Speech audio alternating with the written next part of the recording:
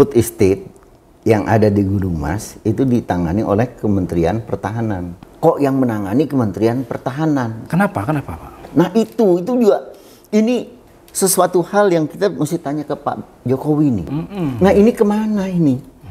Kayu-kayunya ini. Nah ini kan satu pertanyaan.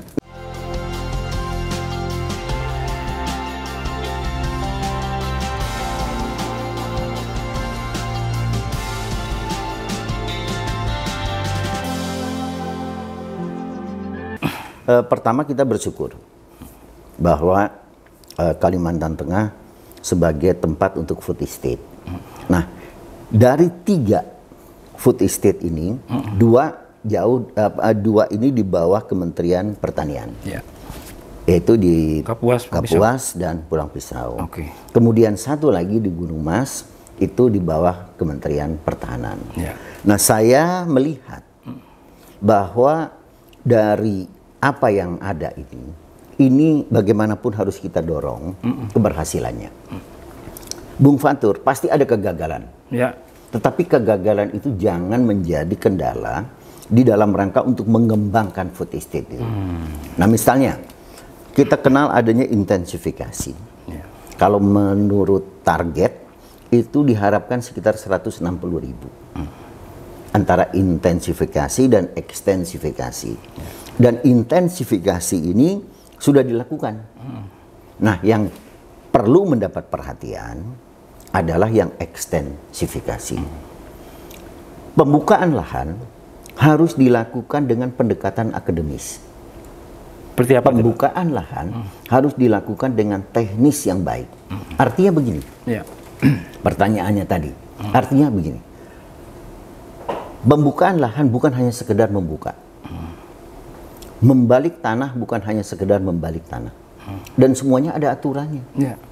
Dan yang paling penting, karena ini ekstensifikasi untuk sawah, yang paling dipikirkan itu adalah pengairannya. Apalagi lahan gambut nih Pak ya? Iya. Jangan sampai terjadi seperti XPLG dulu. Orde Baru ya? Betul. Dan ini harapan saya, ayo kita kawal. Yang sudah berhasil, kita tingkatkan. Yang belum berhasil, coba kita kaji lagi. Dan ini adalah kesempatan emas bagi Kalimantan Tengah untuk menjadi yang terbaik. Nah, itu yang di Pulang Pisau dan di Kapuas.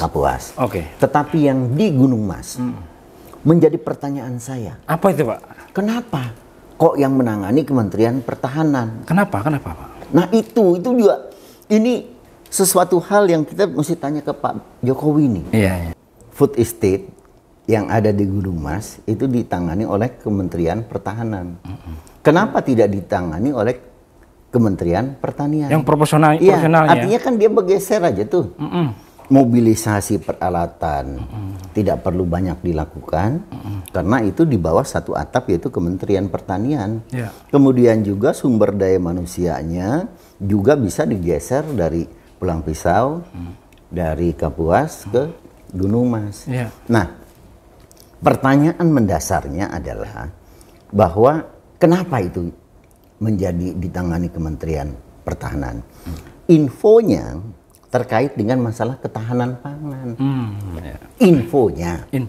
Nah, tetapi info lagi bahwa ternyata tidak terlaksana dengan baik. Jadi mendasarkan data yang saya peroleh, yang diberikan hak untuk food estate di Gunung Mas ini sekitar 32.000. 32.000 hektar? Ya. Yang sudah dibuka itu sekitar lebih kurang 66.000 lebih lah. Itu khusus singkong Pak ya? Ya, tanaman singkong. Nah, pertama pertanyaannya, kenapa dibuka dulu? Maksudnya dibuka lahannya dulu gitu? Ya, kenapa dilakukan land clearing dulu? Land clearing dulu, pembersihan lah. Ya. Dan pertanyaan berikutnya, kemana tuh kayu-kayunya? Iya kan? Benar. Habis land clearing kan pasti ada kayu. Gitu. Pertanyaan kita adalah di mana kayunya? Karena sepengetahuan saya nanti tolong dikoreksi. Izin, jadi Fatur diberikan lahan. Tapi Fatur tidak diberikan izin untuk langsung land clearing kan? Karena kalau land clearing itu ada izin pemanfaatan kayu. Lain lagi orangnya. Setelah izinnya memanfaatkan kayu, ada lagi izin angkut kayu. Nah ini kemana ini? Kayu-kayunya ini. Nah ini kan satu pertanyaan. Nah informasi, saya kebetulan pada saat itu ada rapat kerja dengan Wakil Menteri Pertahanan. Beliau mengatakan bahwa di Gunung Mas ini belum bisa dilanjutkan lagi karena keterbatasan anggaran. Nah pertanyaan berikutnya adalah bagaimana selanjutnya yang sudah di land clearing. Iya. Dan kemudian bagaimana pemberian izin yang diberikan oleh Kementerian KLHK, bukan, Kementerian LHK. Okay. Kalau KLHK itu kan udah kementerian, tuh. Kementerian Lingkungan Hidup dan Kehutanan. Okay. Nah, bagaimana pertanggungjawaban mereka? Kita harus bertanya dong. Pak itu Karena mereka adalah, karena mereka adalah yang mempunyai hak terhadap hutan itu. kewenangannya. Betul. Nah itu Pak gimana dampaknya Pak itu Pak? Kira-kira kalau gitu. Kalau dampaknya, nanti kita ngobrol dengan teman-teman Walhi. Bagaimana dampak dari sisi lingkungan hidupnya. Dan kemudian tentu yang kita harapkan ini jangan menjadi masalah lagi. Bagi masyarakat. Terutama pertama dari segi lingkungan.